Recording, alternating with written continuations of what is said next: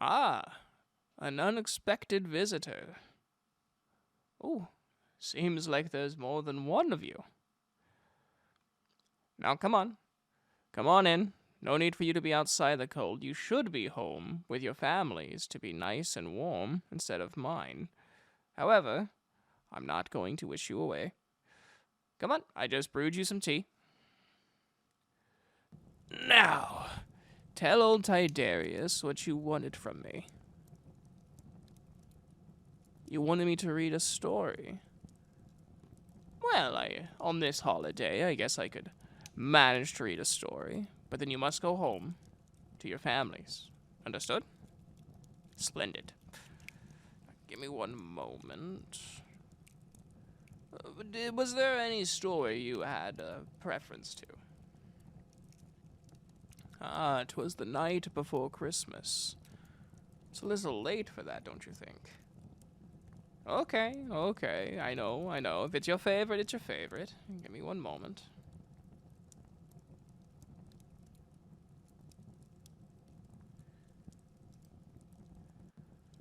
Oh, I think I have this somewhere.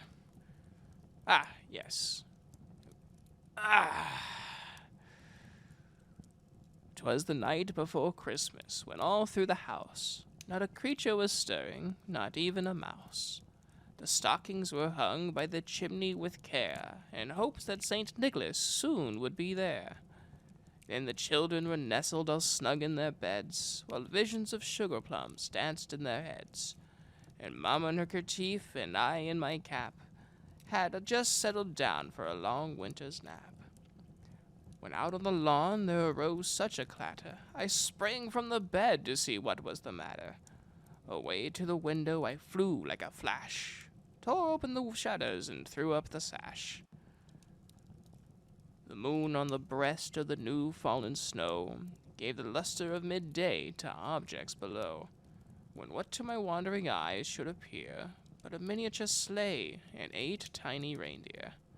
With a little old driver so lively and quick, I knew in a moment it must be St. Nick. More rapid than eagles his coursers they came, and he whistled and shouted and called them by name.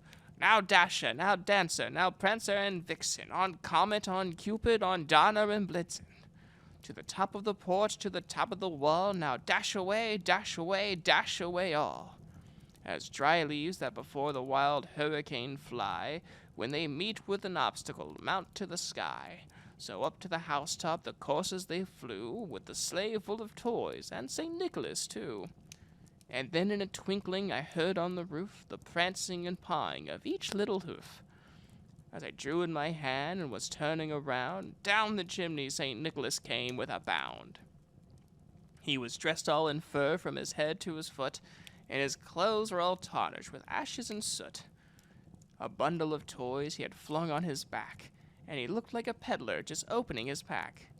His eyes how they twinkled, his dimples how merry, his cheeks were like roses, his nose like a cherry. His droll little mouth was drawn up like a bow, and the beard of his chin was as white as the snow. The stump of a pipe he held tight in his teeth, and the smoke it encircled his head like a wreath. He had a broad face and a little round belly that shook when he laughed like a bowl full of jelly. He was chubby and plump, a right jolly old elf, and I laughed when I saw him in spite of myself. A wink of his eye and a twist of his head soon gave me to know I had nothing to dread. He spoke not a word and went straight to his work, and filled all the stockings, then turned with a jerk, and laying his finger aside of his nose, and giving a nod up the chimney he rose. He sprang to his sleigh, to his team gave a whistle, and away they all flew like the down of a thistle. And I heard him exclaim ere he drove out of sight, "Happy Christmas to all, and to all a good night." There. Off with you, off with you. Oh, don't give me that face. Okay, what do you want from me now? What do you want from Tydareus the Green? Another story. And then will you promise me to go home and be nice and warm and spend time with your family? Splendid. I have just the story. It's called Santa's Favorite Story. Yes, you all seem very excited. Give me a moment.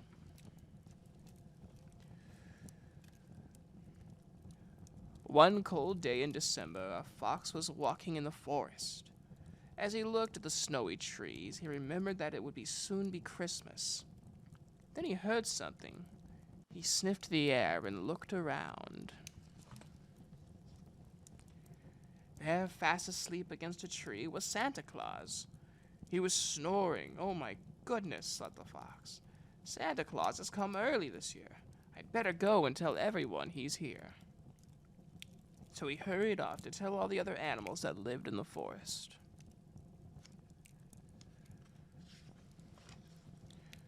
When they heard the news, the animals... Sorry, sometimes the glasses get a little foggy. The animals hopped and ran and scampered and flew to the tree. A squirrel chattered excitedly, and Santa Claus slowly stretched, yawned, and then opened his eyes to see the faces of a dozen little creatures. "Why are you here?" they asked him. "Is Christmas going to be early this year?" asked the fox. "I'm sorry if I worried you, my friends," said Santa. "I went for a long hike this morning to get in shape for Christmas Eve. But I guess I walked until I got too tired. Maybe all those heavy presents would be too much for me to deliver this year." The animals looked alarmed. "Does that mean there won't be a Christmas anymore?" asked the fox. No, said Santa, in a kindly voice. "Christmas hasn't got anything to do with me. Sit down, I'll tell you all the story of the first Christmas."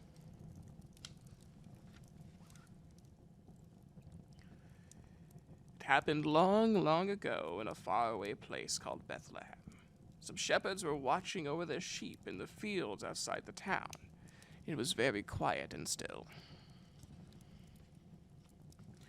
Suddenly, a beautiful bright star appeared in the sky. The shepherds heard a voice saying, "Do not be afraid. I have good news for you all. Today, in the town of Bethlehem, the Christ child has been born. God has sent his son to show what God's love is like. Follow the star to his stable." The shepherds followed the star over the hills and through valleys, across bridges and past little villages. All the while, the star shone brighter and brighter until at last it stopped above a small stable. The shepherds and their sheep stopped too, for there in the stable was a baby lying in a manger. The shepherds knew that this was the Son of God, and they knelt and prayed.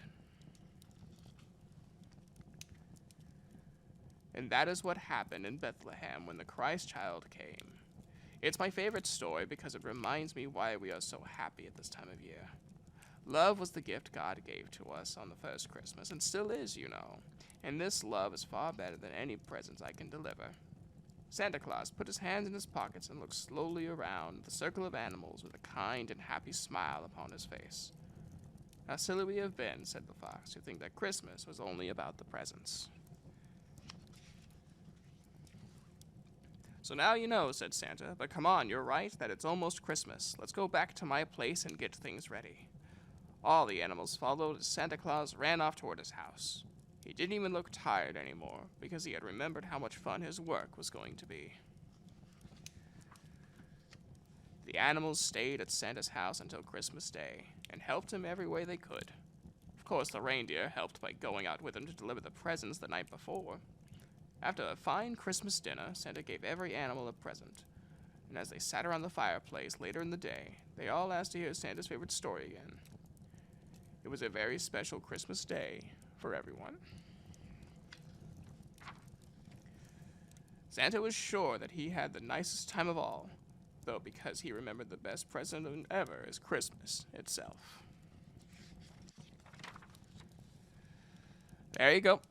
I read you 2 stories. I hope you enjoyed them. Now go on, go back home to your families, enjoy the rest of this Christmas. I better not see you around here. Come on, I'll get the door for you.